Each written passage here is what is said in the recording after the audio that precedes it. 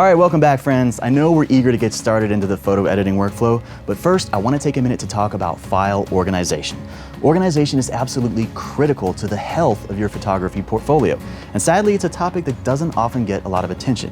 As your portfolio continues to grow, you need to have a system that allows you to find specific files amongst the thousands of images that you've shot.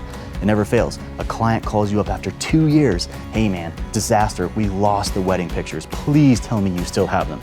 To which you respond, yeah, of course, I know exactly where those are. Hang tight, I'll get them right over to you. So I'm gonna take a minute to show you my organizational system. Now, it's by no means necessary that you copy my system word for word, but it is important that you have a system that works for you. So let's jump onto the computer and take a look.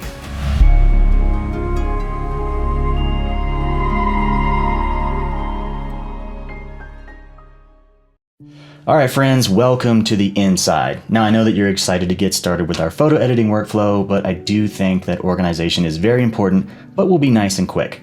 Okay, if we move over here, we look on the desktop and there's a folder called Ashley Manitou June 2021. Now, if you've been watching our lessons, the images in this folder should look pretty familiar to you because this is all the stuff that we've shot for this tutorial series. I like to work on the desktop. Basically, this means that you're working natively on your computer's hard drive, and it gives you the best speed and performance. So when you are actively working on a project, I like to work on the desktop. And then once I'm done working on that project, I will archive it to an external hard drive.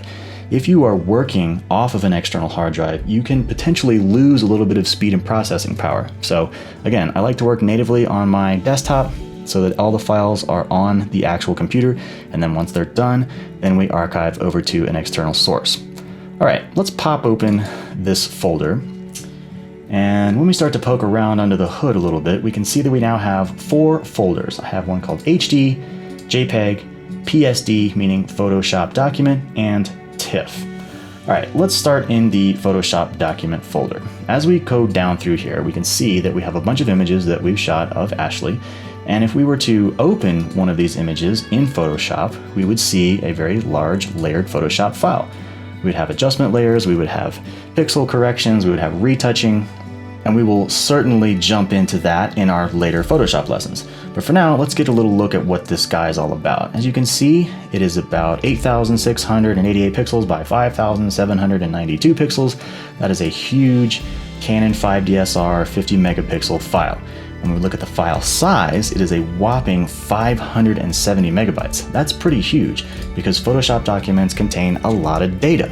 Again, more on Photoshop in later lessons. For now, I want to direct your attention to the actual file name, Ashley Faye Manitou June 2021. Basically, the name of the file is a description of who appears in the image, where the image was shot, and when the image was shot. Now, this type of information is extremely important when it comes to archiving your files. This is actually really easy to find because I know who I'm looking for, where it was shot, and when it was shot. All right, so let's move down one folder to the TIFF folder. Now, what is a TIFF file? A TIFF file is a large format archival image. Basically, when you get done with your Photoshop document, you flatten the image and then you save it as a TIFF file. Now, TIFF files are important because they do not have any compression. When we look over here, again, the dimensions are still the same. This is native out of the camera, 8,000 by 5,000 pixels. Only now we're looking at about 151 megabytes. Now, for a flattened file, that's actually pretty big. Naturally, it's much smaller than the 500 megabyte Photoshop document. But at 151 megabytes, this is still a very colossal file. Now, a TIFF file is important because it saves all of the color information and all of the pixel information. Nothing is lost or compressed. So if you are going to send this file to a fine art printer to make a large format image, maybe for a gallery or maybe for a client, the TIFF file is the best way to go because it provides the printer with the maximum amount of data that they can use to create a beautiful image. So TIFF files are very good for archiving your images and for sending to the printer. All right, moving right up the line here, we have JPEG. JPEG is a very universal image format. When we pop into one of these things, we can see that, again, the image is still the original size, 8,000 by 5,000, only now we're looking at a 22 megabyte file. And that's because JPEG uses a very powerful compression algorithm to make this file smaller. So in addition to their compression algorithm, JPEG files can be pretty much universally read by just about any device. You can look at them on your computer, you can look at them on your tablet, you can look at them on your phone. They are sort of the universal language for all things digital. Okay, now as we move up to the top of the line here, we have a folder called HD, and in this case, HD stands for high definition. Once again, these files are identical to what we've already seen, only now you can see that they have actually become quite a bit smaller. We are now looking at 3600 by 2400 pixels and a file size of 3.7 megabytes. This is important because this is basically a sample file. So if you were going to email a quick sample to a client, or you're going to text an image to a client, I would use one of these files. They're smaller and they're easy to move around. This is also the type of file that I would use to archive on my phone. So if I'm out and I potentially meet a client and I open up my portfolio on my phone, I have all of these smaller images. They don't have to be gigantic. They don't have to be archival TIFF files. They just need to be big enough to fill the phone.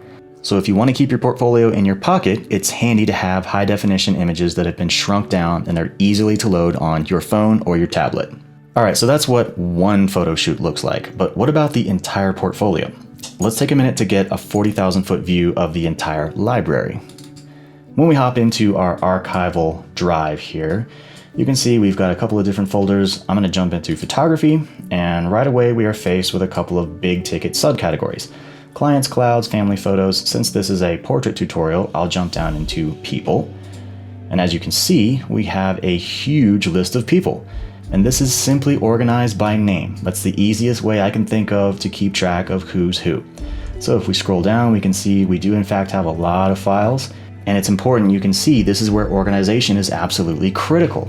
When we jump in, I can hop over to my HD files. These are really small, they're easy for the computer to read. I can navigate quickly, I can find the picture that I'm looking for. And because they're all the same, I can actually go down and say, okay, I need a TIFF file of this because I'm gonna print this large at a fine art gallery. All right, let's back on up to someone who might be a little bit more familiar. Let's find Ashley. Here we have a really cool photo shoot that we did not too long ago. Ashley in the purple flowers. But again, exact same system, same nomenclature. I can look through these images really easily because I'm just looking through the small HD files. And this was a really rad photo shoot. We actually have a YouTube video of this on our YouTube channel, so be sure to go check that out. All right, so that's just a basic overview on how I organize my files. As you can see, I've shot hundreds of clients over the years, and I should not have any problem finding any one of these files should the need arise. Now, let's take a look at what not to do. I'm gonna pop open a new folder, and we're gonna look down in our pictures section, and this is a series of images that have been freshly imported into Lightroom. And when I click on this latest folder, I can see that I have a bunch of files that were clearly just spit out of the camera.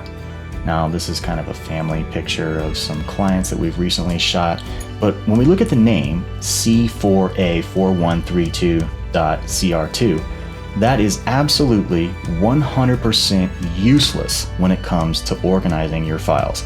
Do not, under any circumstances, just let your camera name your photos. When we jump into Lightroom later, Lightroom does have some very powerful naming tools that we can use to name our photographs as we export out of Lightroom. But I've literally seen photographers, all of their files, all of their entire portfolio is nothing but these camera file names. How they find stuff is absolutely beyond me. I have no idea how anyone could think that this makes sense. I've actually gone over to a buddy's house before to help him with some Photoshop. He calls me over and then he proceeds to spend 30 minutes looking for the file that he wants to work on because all of his stuff was named by the camera. He didn't have a naming system at all. And all I could think of is, how is your library this bad? Oh my gosh, if ever there was somebody who needs organization, it's you, buddy. So don't be that guy. Don't let the camera name your files. Make sure you name your files yourself.